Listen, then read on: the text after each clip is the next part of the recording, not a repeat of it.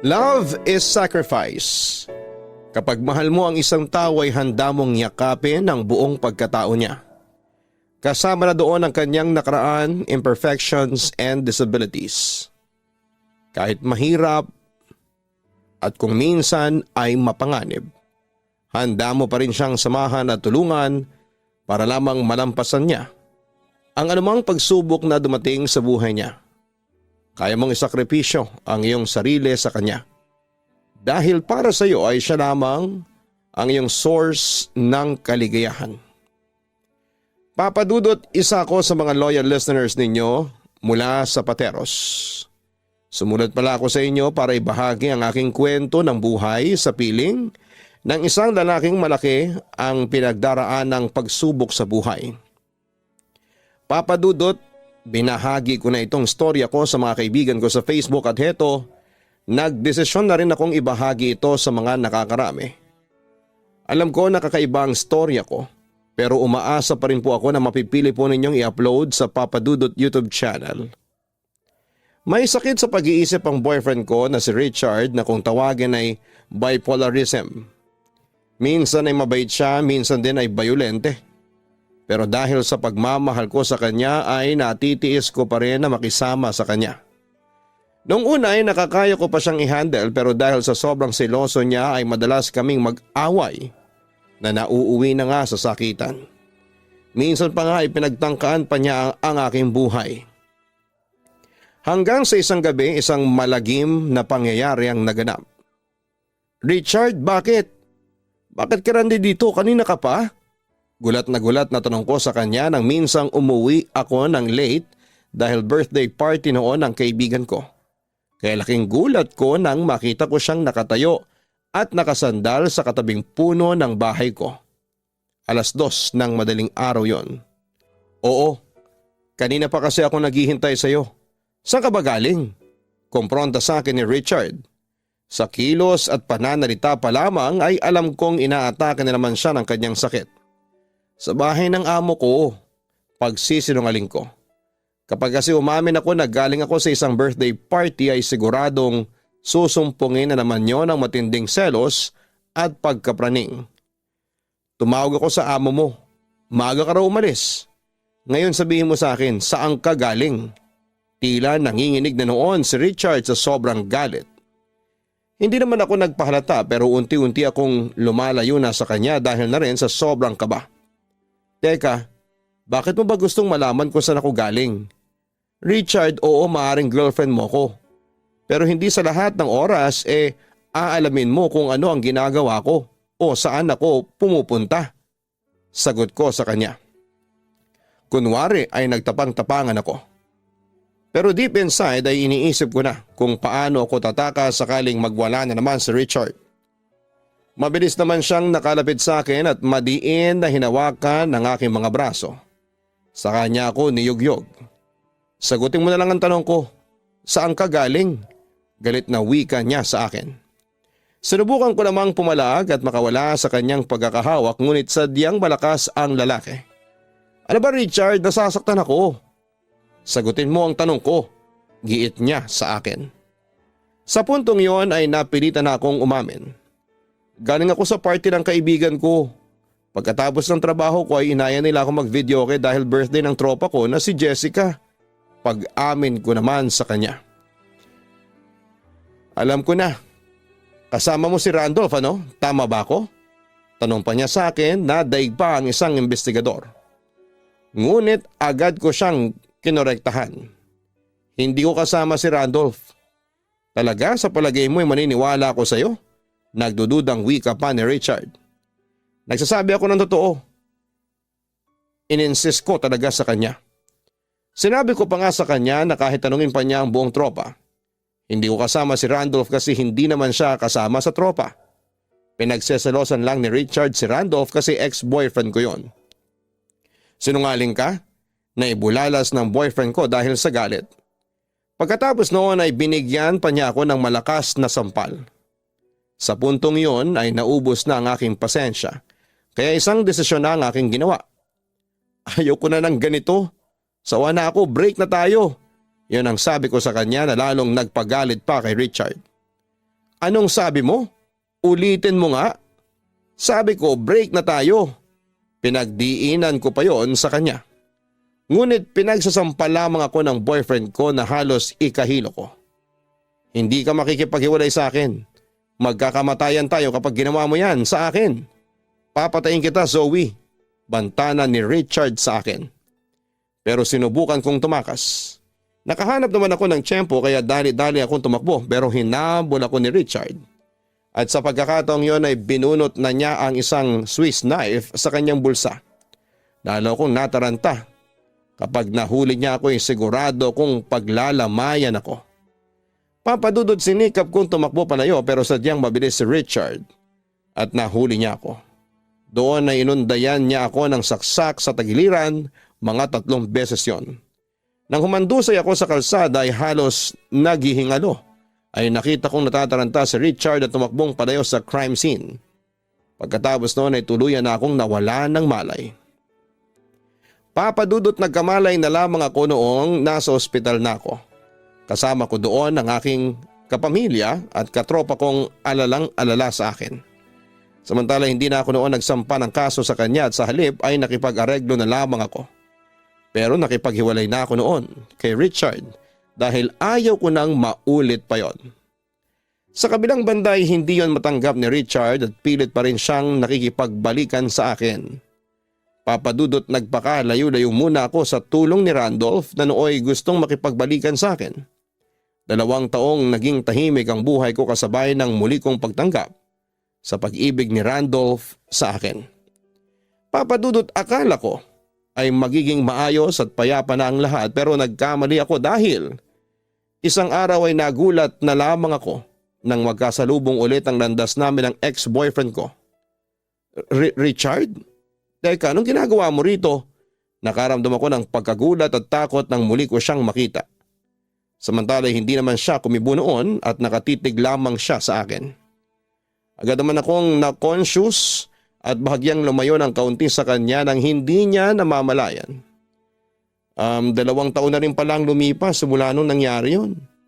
Alam mo na, napapangisin niyang wika sa akin. Namimiss na kasi kita, Zoe. At saka gusto ko sana makipagbalikan sa iyo. Sabi pa niya sa akin na siyang nagpataas ng aking balahibo sa buong katawan. Nahihibang ka na ba? Pagkatapos ng lahat ng ginawa mo sa akin, sa palagay mo ay babalik pa ako sa iyo? Hindi ko mapigilan noon ang daloy ng aking emosyon ng mga sandaling yon. Bakit hindi? Aniya, bagamat malungkot ang kanyang pagkakasabi. Richard, muntik na akong mamatay sa ginawa mo.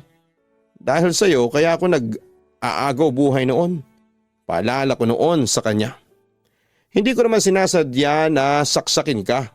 Nabigla lang ako noon. Sa puntong iyon ay nagbago na agad ang kanyang mood.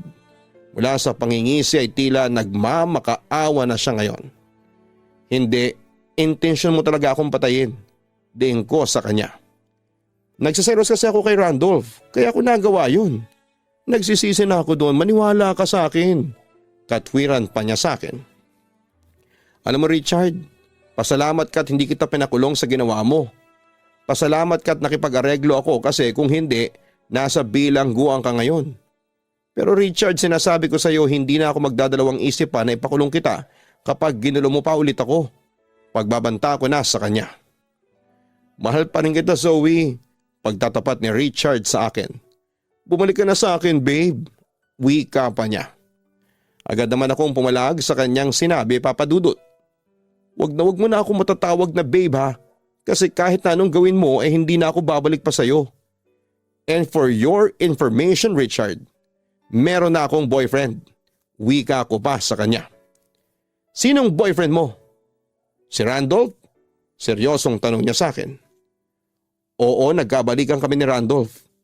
Hindi ako nagsisinungaling. Ngayon kung ayaw mong maniwala it's up to you. Pagkatapos kong sabihin niyo ay akmang tatalikuran ko na siya pero hinawakan niya ang braso ko ng mahigpit. Hiwalay mo na si Randolph. Hindi ka pwedeng magka-boyfriend. Sabi pa ni Richard sa akin.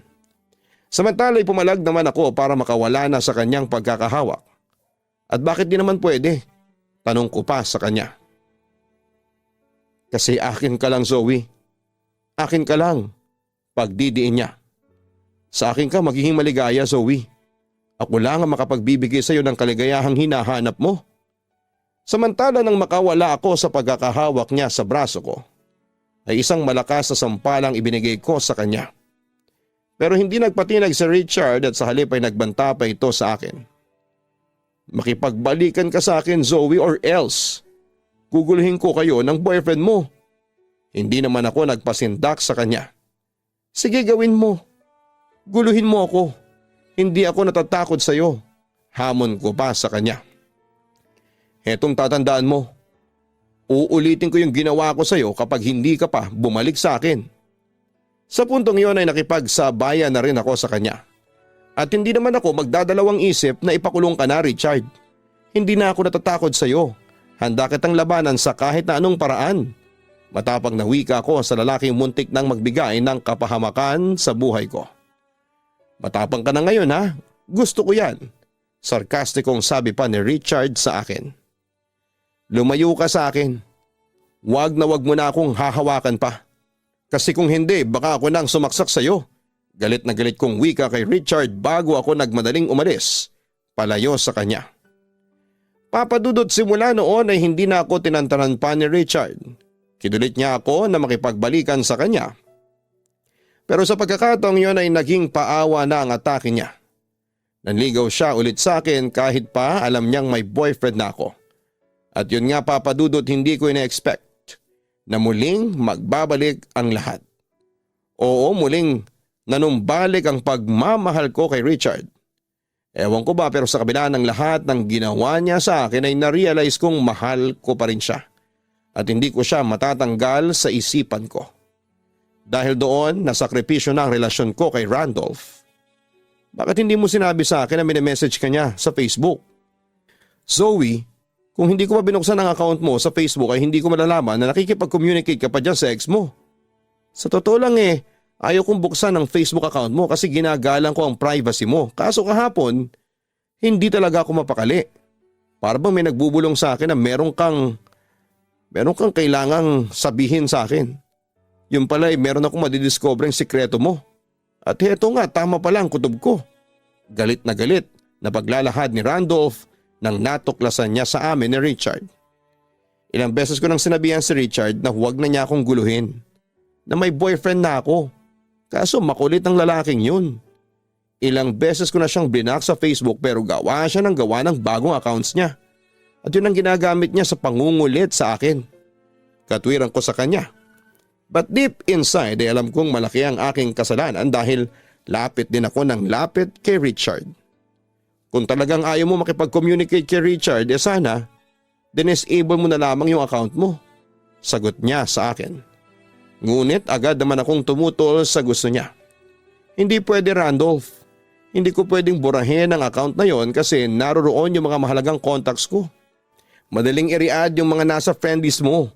Alam mo, kung gusto mo talagang iwasan na si Richard, i-delete mo na yung Facebook account mo nang walang kaabog-abog. Kaso hindi. Ang sabihin mo, gusto mo pa rin may contact sa iyo ang baliw na yon. Pagbubuking sa akin ng boyfriend ko. Alam ko, Zoe, gusto mong makipagbalikan kay Richard. Natigilan ako noon, papadudot. Hindi ako nakakibo kasi totoo naman ang sinabi niya. Ngunit sinubukan ko pa rin i-deny sa kanya ang lahat. Dahil ng time na yon ay hindi pa ako handang ipagtapat sa kanya ang totoo. Randolph, ano ba? Hindi na ako makikipagbalikan pa kay Richard. Kasi alam mo naman ang ginawa niya sa akin dati, hindi ba? Muntik na akong mamatay ng dahil sa kanya. Ngunit agad yung kinontra ni Randolph.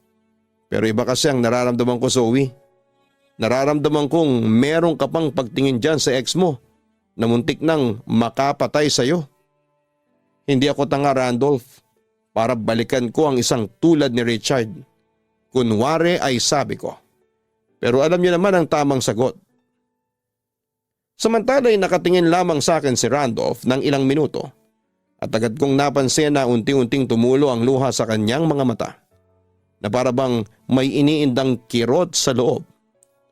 Alam mo ba? Sobra ako nasasaktan sa ginawa mo sa akin. I'm sorry. Maya-maya ay sabi ko sa kanya.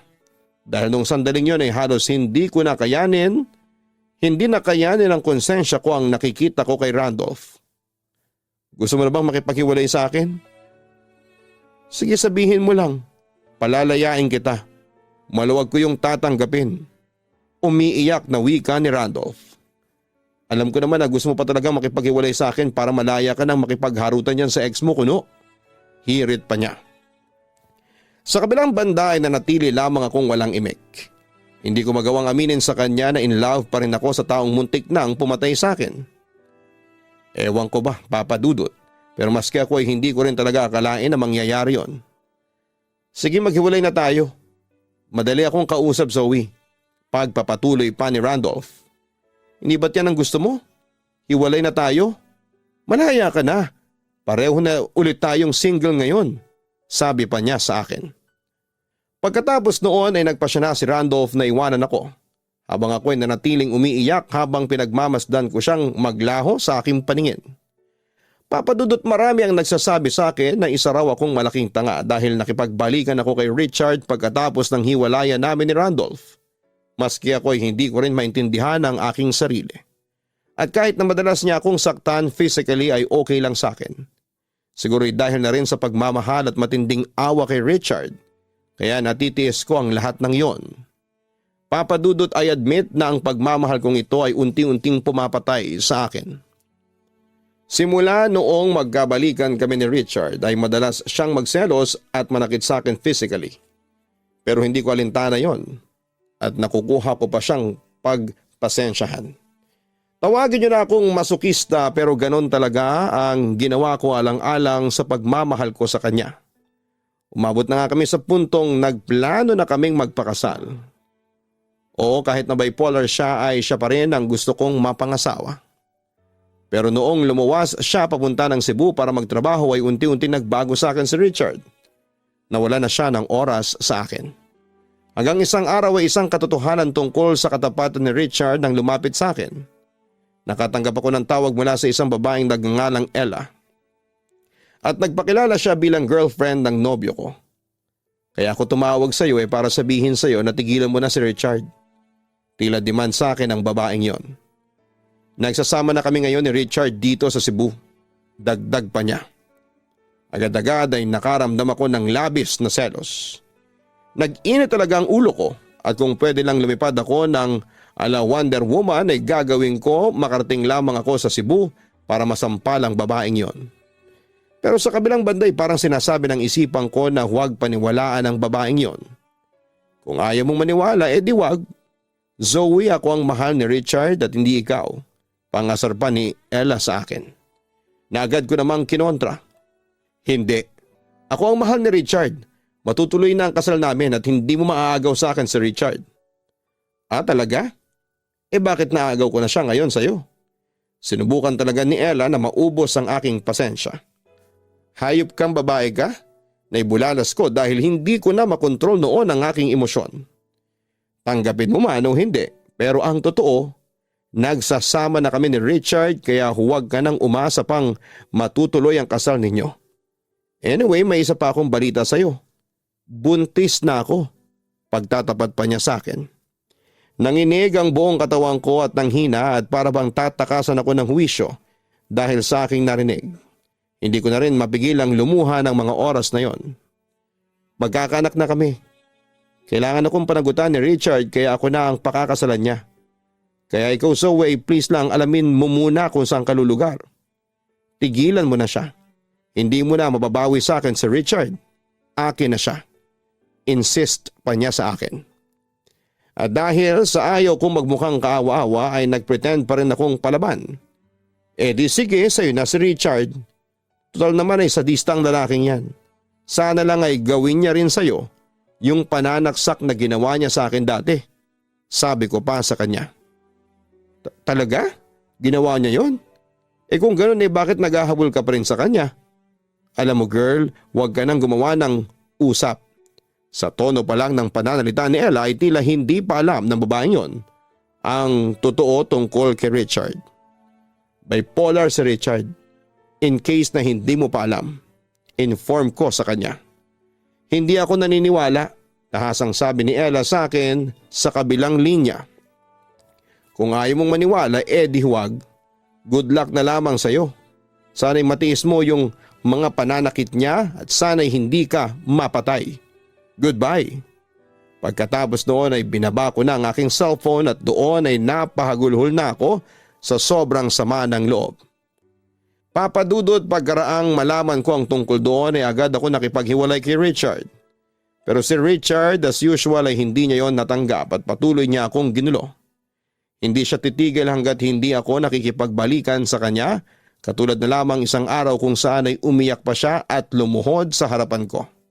Pagkatapos ay para siyang pulubing hinalikan ang suot kong sapatos. Hindi na ako maaawa sa payak-iyak mo, matigas kong sabi sa kanya. Zoe, please, makipagbalikan ka na sa akin o nakikiusap ako. Mahal kita. Hindi talaga tumigil si Richard sa pagmamakaawa sa akin. Hindi mo ako mahal, Richard.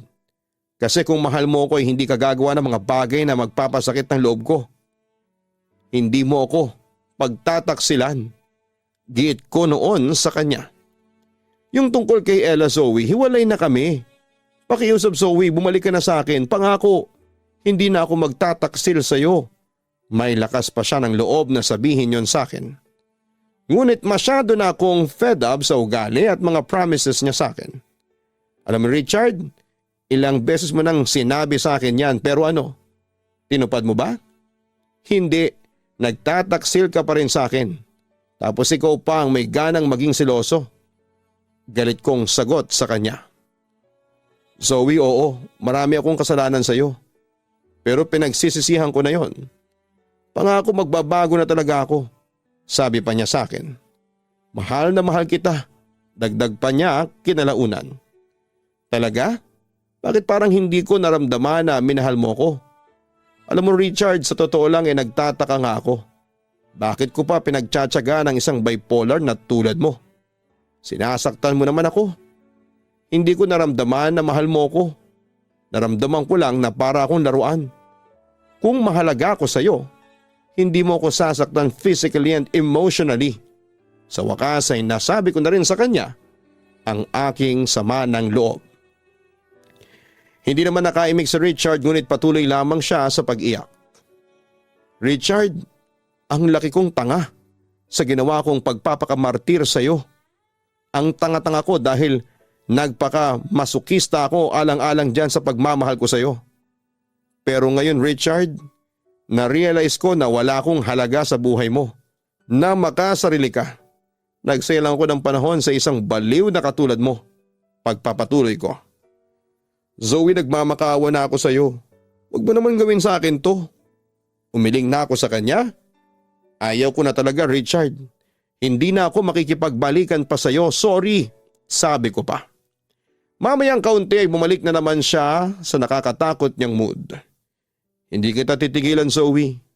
Magkakamatayan tayo kapag iniwan mo ko. Banta pa niya sa akin. Bakit papatayin mo ko? Sige, patayin mo na ako ngayon. Pero kahit napatayin mo pa ako, hindi na ako makikipagbalikan sa iyo. Sa puntong yon ay hindi na ako takot na harapin at labanan siya sakaling pagbantaan na naman niya ang buhay ko. Richard, ulitin mo pa yung ginawa mo sa akin at sinasabi ko sa iyo, hindi lang kita ipapakulong kundi ipapakonfine pa kita sa mental hospital. Wika ko sa kanya. Mas mabuti pang mamatay ka na lang kesa mapakinabangan ka pa ng iba. Pagkatapos ay nagulat na lamang ako nang biglang sinakal niya ako at syempre ginawa ko ang lahat para makawala ako sa mga kamay niya. Umalag ako at nang makahanap ako ng tiyempo ay sinipa ko siya sa kanyang private part kung saan ay namilipit siya ng sobrang sakit. Ginawa ko na ang opportunity na yon para tumakas. Hindi kita titigilan, Zoe. Hanggat hindi ka bumabalik sa akin, tandaan mo yan. Narinig ko pa ang pahabol niyang banta sa akin. Pero hindi na ako nangahaspang lumingon dahil ang nasa isip ko lamang ay makaligtas ako sa taong yon. Papadudot, ayun na nga ang simula ng kalbaryo ko. Hindi lang basta panggugulo ang ginagawa noon sa akin ni Richard dahil ilang beses niyang pinagtangkaan noon ang buhay ko. O madalas niya akong takutin na kung hindi ako makipagbalikan sa kanya ay papatayin daw niya ako. Papadudot, takot na takot talaga ako noon. at hindi ko na alam ang gagawin ko. Kahit mga kapamilya ko ay nadadamay na rin sa pagbabanta niya. Hanggang isang gabi ay tinutuon niya ang kanyang pagbabanta sa akin. Pinasok niya noon ang aking bahay at doon ay pinagtangkan niya akong gahasain at patayin, pero nanlaban ako. Nagkahabulan kami mula sa sala papunta ng kusina at doon ay nakakuha ko ng kutsilyo na inambak ko sa kanya. Hindi naman natakot noon si Richard, bagkos ay nakipag-agawan pa siya sa akin. Hanggang sa aksidenteng masaksak ko siya noon sa bandang tiyan. Papadudot, nasaksak ko si Richard pero nakaligtas siya sa ginawa ko. Sumuko ako noon sa mga pulis pero hindi ako nakulong dahil self-defense ang nangyari. Samantala ay napatunayang baliw si Richard kaya dinala siya sa mental hospital. Habang ako naman ay nagpakalayo-layo. At eto nga, dito ako naninirahan sa Taguig. Kasalukuyan ako nagtatrabaho bilang lady guard. Sa ngayon din ay masaya na ako dahil may asawa at isang anak na ako. At alam mo kung sino ang napangasawa ko? Si Randolph. Oo, nakipagbalikan si Randolph sa akin. For the third time. At sa putong yon ay sinabi ko na sa sarili ko na siya lamang ang mamahalin ko at wala nang iba pa. Pero papadudot hindi ko makakalimutan ang karanasan ko sa ex-boyfriend kong si Richard na isang psychopath. Aaminin ko na hanggang ngayon ay siya pa rin ang laman ng mga bangungot ko. At kahit na nasa mental institution na siya ngayon ay naroon pa rin sa akin ang trauma na baka isang araw ay makatakas si Richard at makahanap siya ng pagkakataon para balikan ako at ang pamilya ko.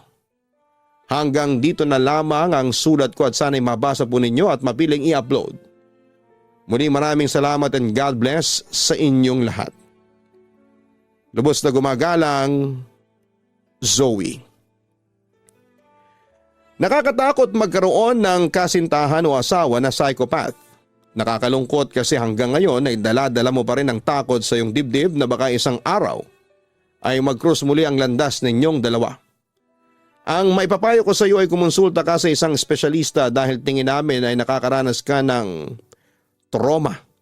Kailangan mo ang payo mula sa mga eksperto kung paano malalabanan ang iyong takot at sinasabi mong bangungot sa iyong buhay. Kapag kasi nagpatuloy pa yan, maaaring makaapekto yan ng malaki sa iyong psychological well-being. Maaaring madamay din sa iyong problema ang iyong buong pamilya. Kaya hanggat maaga pa Zoe ay seek professional help. Muli maraming salamat sa iyo Zoe sa pagbabahagi mo ng iyong kwento dito sa aking channel. Wishing you all the best in life. Hanapin ang Kaistorya Horror YouTube channel para sa araw-araw na upload ng mga nakakatakot na kwento. Likewise, ang Gianna Vlogs. Yan po ang aming family vlogs. Kasama po ang inyong si Papa Dudut dyan, ang aking mga anak si Jem at si Kite. Sana po ay suportahan nyo ang aming channel na Gianna Vlogs. Maraming salamat po sa mga nakasubscribe na at magsusubscribe pa lang. Naging libangan ko na po ang pakikinig sa inyong programa. Tutok na tutok po kasi ako sa programa ninyo araw-araw. Papadudot, tawagin nyo na lamang po ako sa palayaw kong Estela. 19 years old at kasalukuyang nagtatrabaho bilang kasambahay dito sa Novaliches, Quezon City. Sana po after ninyong mabasa o mapakinggan ang istorya ng buhay ko ay mabigyan nyo po ako ng payo. After high school po ay nagpasya na ako magtrabaho para makatulong sa tatay ko at sa 4 ko pang kapatid na nasa probinsya noon. 16 years old po ako noong unang magbanat ng buto. Inaasahan ko na yon papadudot dahil panganay po ako sa 5 magkakapatid. Namatay na rin ang aking ina nang dahil sa panganganak. Kaya simula noon ay tinanggap ko na rin ang responsibilidad at tumayong ina sa mga kapatid ko. Dahil alam ko na wala na silang ibang pwedeng pag-asahan kundi ako lang. Samantala ay pinasok ako noon ng aking ama sa isang grocery store para magtrabaho. Ayos naman ang trabaho ko doon bilang bodegera pero after 3 months ay nagsawa din ako kaya nag-resign ako noon. Nung una'y hindi pa nga tinanggap ng mga amo ko ang pagbibitiw ko dahil nakapag-advance noon ang tatay ko ng sweldo. Kaya pinagpatuloy ko ang pagkatrabaho ng walang bayad. At nang matapos na ang obligasyon ko ay agad na akong umalis. Pero Papa Dudut, hindi ko pa pinaalam noon sa ama ko na wala na akong trabaho. Hanggang sa isang umaga ay pinagtapat ko na sa kanya ang katotohanan. Ano ba? Bumangon ka na nga dyan sa folding bed mo. Dali, kahit kailan talaga ang kupad-kupad mo. Pagising sa akin ni Itay. Papasok ka pa sa trabaho. Paalala pa niya sa akin. Itay, hindi na po ako papasok sa trabaho. Nag-resign na po kasi ako. Inform ko noon sa kanya. Nagulat naman si Itay sa sinabi ko at labis na naimbiyer na siya sa akin. Stella naman, ano naman ang pumasok sa kokote mo at nag-resign ka sa trabaho mo? Alam mo namang naghihirap na tayo, hindi ba? Alam mong kailangan natin ng pera. Bakit ka pa sumabay sa problema natin? Galit na wika ni Itay.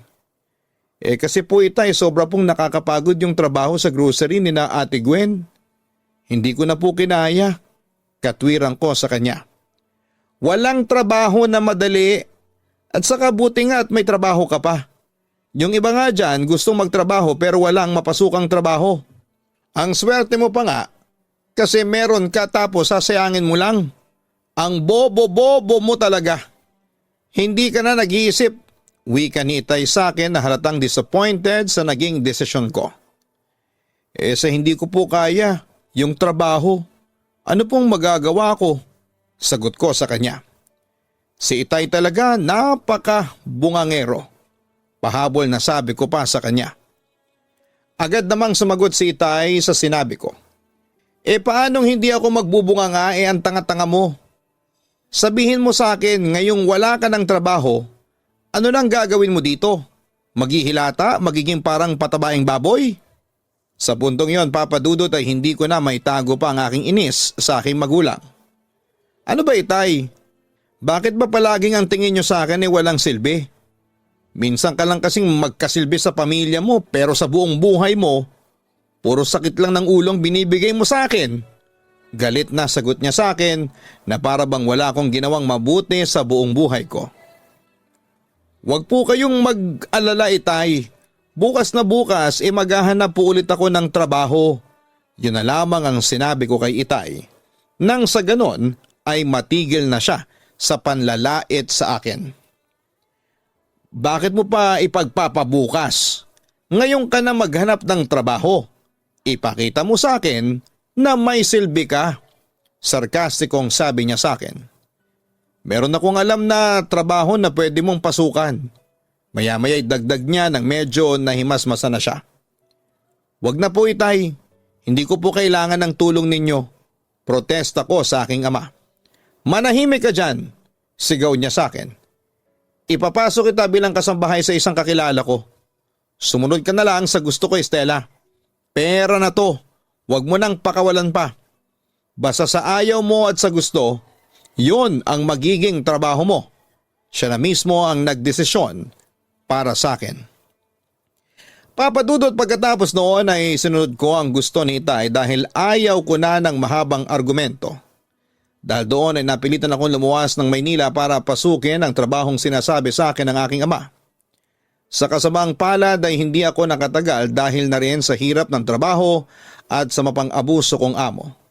Kaya muli akong nawala noon ng trabaho pero hindi na ako umalis ng Maynila at nagpatuloy na lamang ako sa paghahanap ng trabaho. Sa awa naman ng Diyos, Papa Dudut, ay nakahanap din ako at sa pagkakataong yon ay naging sales lady ako sa Marikina. Katulad ng dati ay nagpapadala ako ng pera sa tatay ko at mga kapatid ko. Pero hindi rin ako nagtagal sa trabaho dahil na rin sa nasangkot ako noon sa gulo. At tulad ng aking inaasahan ay inaway ulit ako ng aking ama nang mabalitaan niya yon. Patuloy niyang pinagdidiinan sa akin na wala akong kwentang anak. Samantala sa halip na magalit sa aking ama, ay naghanap na lamang ulit ako ng mapapasukang trabaho. At yun nga napasok ulit ako bilang kasambahay. Masasabi kong sinuwerte ako noon dahil mababait ang mga amo ko. Malaki-laki rin naman ang naaabot kong pera sa pamilya ko. Kaya umasa ako noon na sa pamamagitan ng perang pinapadala ko ay magagamit yon sa maayos na paraan. Ibang nalaman ko. Nang dumalaw ako sa bahay, nalaman ko mula sa aking mga kapatid na may binabahay na 20 anyos na babae si Itay na nagngangalang Mina. At ayon pa sa mga utol ko, lahat ng perang pinapadala ko ay napupunta halos sa kinakasama ni Itay. Dahil doon ay kinumpronta ko ang aking ama. Asawa ko na si Mina, kasal kaming dalawa, pagmamalaking balita pa sa akin ni Itay. Nagulat naman ako sa aking narinig. Hindi lang pala basta binahay ni Itay ang babaeng yon, pinakasalan pa niya. Ano po yung nabalitaan ko na napupunta lang sa asawa ninyo ang mga perang pinapadala ko? Tingnan niyo po itong bahay natin. Umaasa po ako na sa loob ng 2 taong kong pagkawala dito, maayos na po ang bahay natin, pero pagbalik ko ganito pa rin ang tatambad sa akin. Parang pusali, naiinis kong wika sa aking ama. Mas importante si Mina kaysa sa bahay, sabi pa ni Itay sa akin. At sino ba yung babaeng yan para pagkagastusan ko? Itay, nagtatrabaho po ako para sa mga kapatid ko, hindi para sa babae ninyo, paalala ko noon sa kanya. Pero tulad ng aking inaasahan, muling nagalit sa akin si Itay. Ikaw Stella, nabubuisit na ako sa iyo ha. Nagkaroon ka lang ng pera, yumabang ka na. Akala mo na kung sino ka, sigaw pa niya sa akin. Itay naman kasi, konsiderasyon naman po. Nagpapagod po ako sa trabaho ko para lang sa pamilya natin. Pero kayo ginagastos nyo lang po dyan sa babaeng yan, yung perang pinaghihirapan ko. Sagot ko. Huwag kang mag-alala, babayaran ko din yan pagmamalaki pa ng aking ama. Pagkatapos noon ay tiyempo namang lumapit si Mina para samahan ang kanyang asawa. Kaya sa kanya ko agad na ibaling ang galit ko. At ikaw naman Mina, ang kapal din ng pagmumukha mo no? Alam mo namang hindi para sa iyo yung pera pero kinukuha mo pa rin. Hingi ka siguro ng hingi sa tatay ko. Tapos kung ano-ano lang yung mga pinagbibili mo. May karapatan akong humingi ng pera sa ama mo kasi asawa niya ako at magkakanak na rin kami. Mataray na sagot pa sa akin ni Mina. Para bang pinapahiwatig niya sa akin na pati siya ay obligasyon ko. Anong pakialam ko sa iyo? Ganti kong sagot sa aking madrasta. Muling nagalit si Itay at dinuro ako. Ikaw Stella, manahimik ka na. Kapag hindi ako nakapagtimpi, palalayasin kita sa bahay ko. Pamamahay ko pa rin to, baka nakakalimutan mo. May karapatan ako kahit sino ang patirahin ko dito. Pagmamalaki pa niya sa akin. Sa huli nagpasya na lamang akong tanggapin si Mina sa aming pamilya.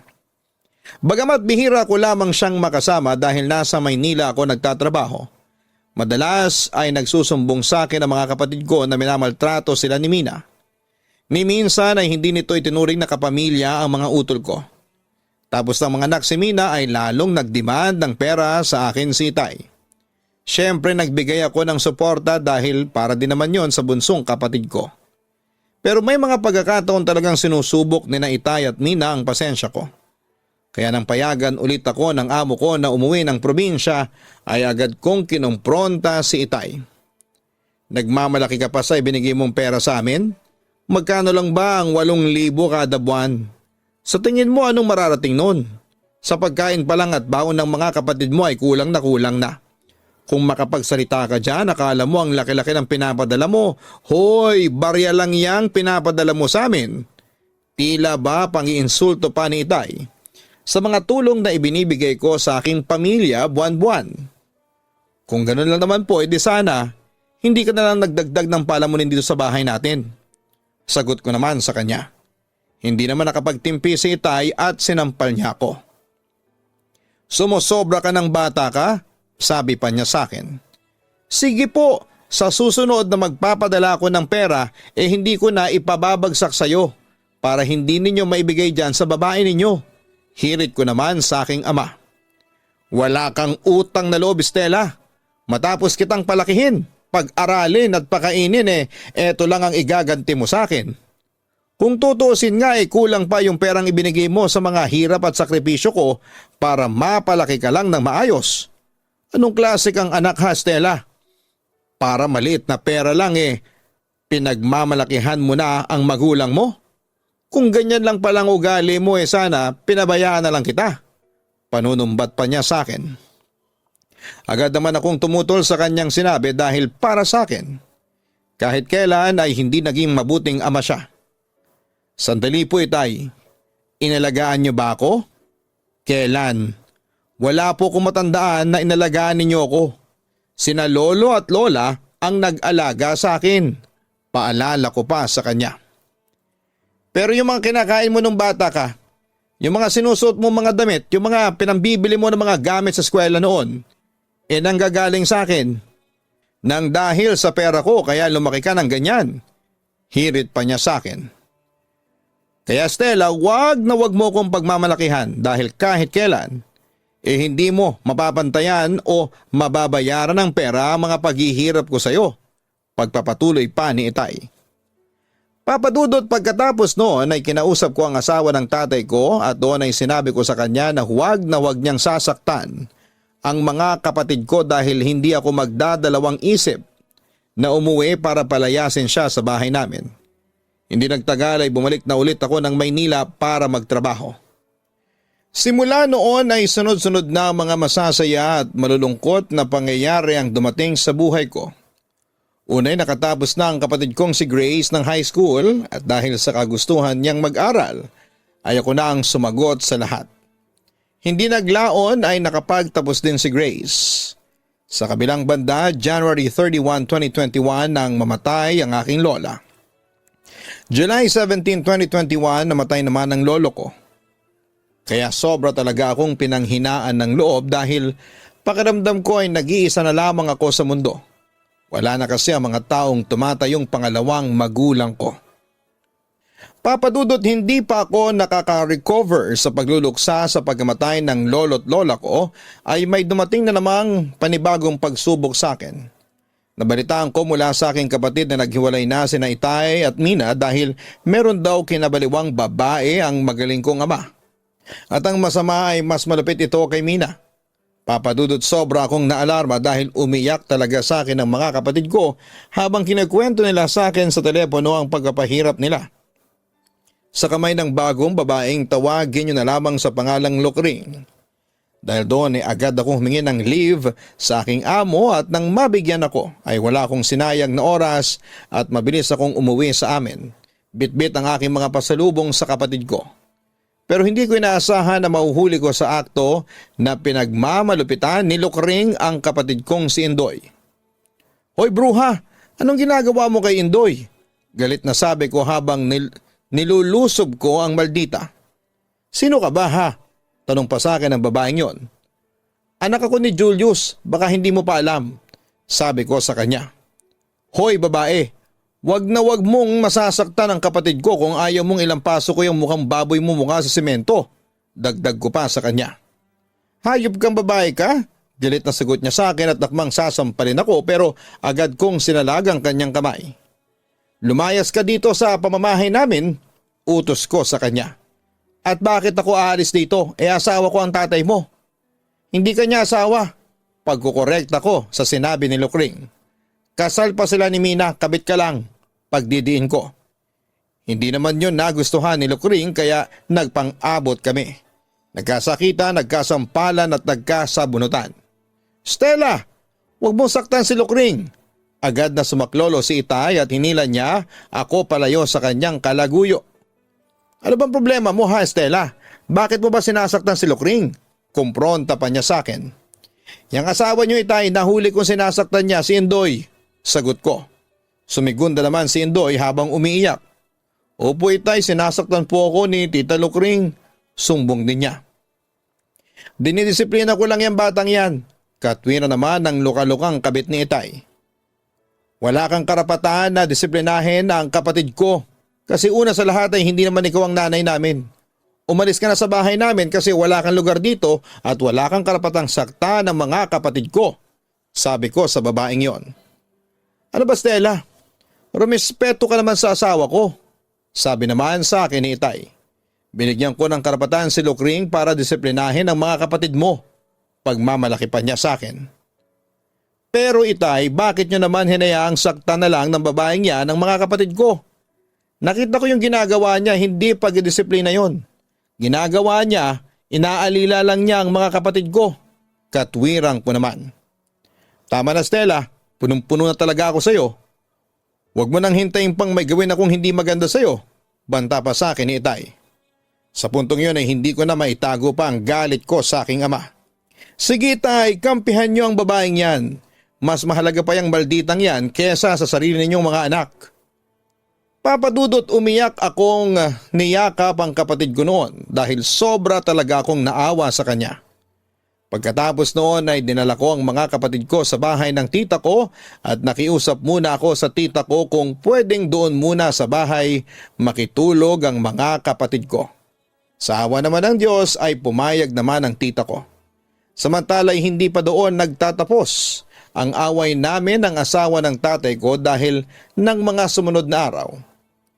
Hoy, anong ginagawa mo dito sa kwarto ko ha? At anong karapatan mong halongkatin ng aparador ko? Sita ko kay Lukring na nahuli kong nagnanakaw noon sa aking mga gamit. Pero imbis na magulat, pinanindigan lamang niya ang kakapalan ng mukha niya. Ang ganda nitong damit mo, mas bagay to sa akin na lang to. Demand niya sa akin. Ang kapal din ng mukha mo, no? Gamit ko yan, kaya wala kang karapatang pakialaman yan. Galit kong sabi sa kanya. Akalain mong nagsusuot ka pa ng mga ganitong damit? Alam mo, may binabagayan ng ganitong klase ng damit at hindi sa'yo bagay. Pangiinsulto pa niya sa akin. Ibalik mo na yung mga damit ko sa aparador at lumayas ka na rito sa kwarto ko. Utos ko naman sa kanya. Hoy Stella, huwag mo kong tratuhin ng ganyan kasi asawa na ako ng tatay mo. Kaya madrasta mo na ako. Diin pa niya sa akin. Huwag kang umastang legal dahil hindi kayo kasal ng tatay ko. Paalala ko sa kanya, sabay agaw sa damit ko na hawak niya. Magdamit ka man ang mamahalin pero hindi pa rin magbabago ang itsura mo. Mukha kang alila. Pangiinsulto pa ulit niya sa akin. Sa puntong yon ay hindi na ako nakapagpigil kaya nasampal ko na ang babaeng yon. Hayop kang babae ka? Bakit mo ko sinampal? Kumpronta sa akin ni Lukring. Pagkatapos ay lumapit siya sa akin para saktan pero mabilis ang katawan ko. Kaya nakailag at nasasalag ko ang mga kamay niya. At dahil na rin sa pikon ko ay may naalala kong bagay na tinatago sa akin drawer. Kaya agad ko yung kinuha para ipanakot sa malditang kabit ng tatay ko. Nakita ko naman ang takot sa mga mata ni Lukring habang napatras siya sa akin. Ibaba mo nga yung kutsilyong hawak mo. Nagtatago talaga ako ng kutsilyo sa drawer ko para kapag may demonyong pumasok katulad mo ay sasaksakin ko na lang sa leeg nang walang kabog-abog. Ang sabi ko pa sa kanya. Hindi mo magagawa sa akin yan. Pagtatapang-tapangan pa ng babaeng yon sa akin. Mag-impake ka na ng gamit mo o itatara ko sa leeg mo tong kutsilyong hawak ko. Sige, kung gusto mong magpahatid agad sa hukay, ihahatid kita ngayon din mismo. Ano Lukring? Pagbabanta ko pa sa kanya. Agad naman nagmadaling lumabas si Lukring ngunit tiyempo namang pagdating ng aking ama. At nakita ko ngang nagsumbong sa kanya ang maldita. Mamayang kaunti nilapitan ako ni Itay para kumprontahin. Stella, ano ba? Ibaba mo nga yung hawak mo. Saway sa akin ng aking ama. Nang mga sandaling yon ay hindi pa humuhupa ang galit ko kay Lukring at hawak ko pa rin ang kutsilyo. Palayasin nyo na yung babaeng yan bago ko pa siya mapatay. Galit na demand ko sa kanya. Kahit kailan talaga isuwel kang anak. Bumalik ka na lang ng Maynila para may pakinabang ka pa. Hindi yung nasa bahay ka nga pero gulo lang ang dala mo. Sabi pa sa akin ni Itay. Hindi po ako naghahanap ng gulo. Kayo po ang naghahanap ng gulo, Itay. Diretsa ko sa kanya. Ikaw ang lumaya sa bahay ko, hindi si Lukring. Sabi pa ni Itay sa akin na obvious na mas pipiliin niya ang babae niya kesa sa mga anak niya. Sige Itay, kampihan niyo ang walang yang babaeng yan. Pero hindi po ko alis dito hanggat nandyan ang babaeng yan. Hindi po ko alis dito hanggat hindi ko po nakikitang maayos ang kalagayan ng mga kapatid ko. Giit ko. Hindi mo na kailangan pang gawin yan basta lumayas ka na rito sa bahay ko. Hindi kita kailangan. utos pa niya sa akin. Anong klaseng ama ka ha? Anak niyo ko pero handa ninyong ipagpalit sa babaeng yan? Naiiyak na ako sa galit ng mga sandaling yon. Ngunit hindi nagpatinag sa akin si Itay at ang desisyon pa rin niya ang gustong masunod. Lumayas ka sa harapan ko, layas. At kahit kailan ayoko nang makikita ang pagmumukha mo. Wika pa niya sa akin.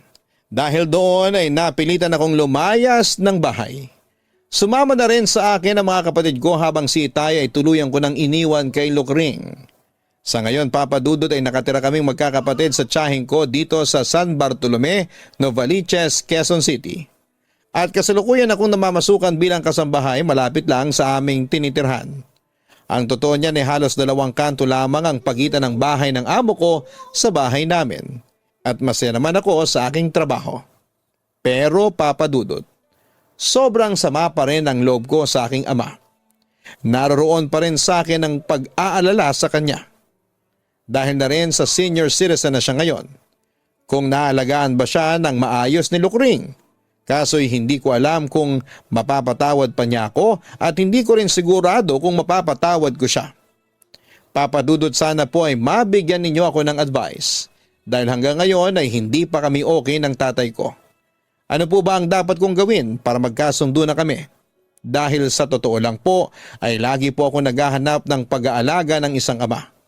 Gusto ko pong magkaayos na kami ng tatay ko at sana po ay mapayuhan ninyo ako, Papa Dudut, at sana po ay mapili po ninyong ma-upload sa inyong YouTube channel na Papa Dudut Stories ang kwento ko. Maraming salamat at magandang gabi sa inyong lahat. Lubos na gumagalang, Stella.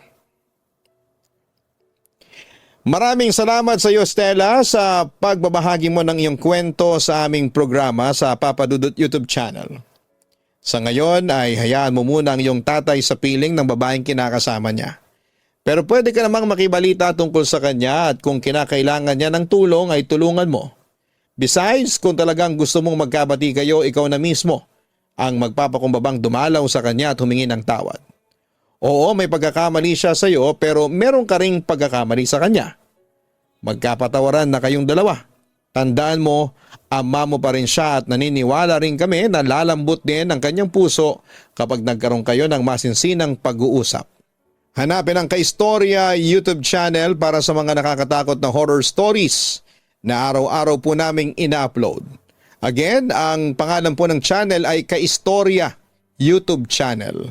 Ang link po niyan ay nasa homepage din mismo ng channel na ito. So makikita nyo po mismo yung Kaistorya dito mismo sa YouTube channel na ito. Ganon din po yung Gianna Vlogs. Sana po ay makapag-subscribe din po kayo dyan. Sino po ang mga nakapag-subscribe na? Maraming salamat po sa inyong lahat.